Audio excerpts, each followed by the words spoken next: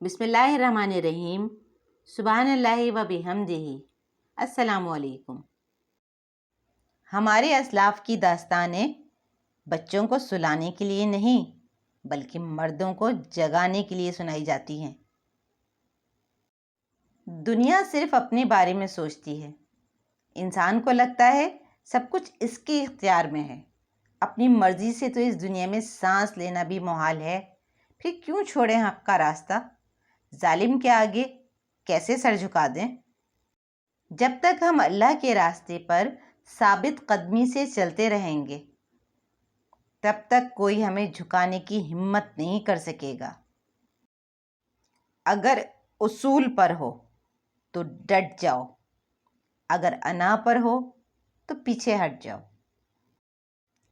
جب آپ کی جان کو خطرہ ہو تو صدقہ دے کر جان بچائیں، مگر جب آپ کے ایمان کو خطرہ ہو تو جان دے کر ایمان بچائیں۔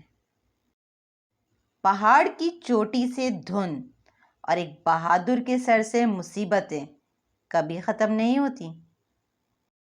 فتح کا آغاز اس سوچ سے نہیں ہوتا کہ دشمن کو شکست کیسے دینی ہے، فتح کا آغاز یہ سوچنے سے ہوتا ہے کہ دشمن کو دفن کہاں کرنا ہے۔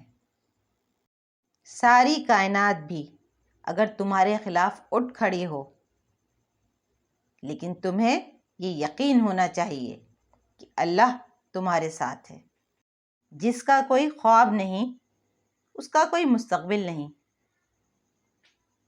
مجھے موت کا ڈر نہیں، لیکن وہ آخری سانس میرے لیے حرام ہوگی جس سے پہلے میں ہتھیار ڈال دوں۔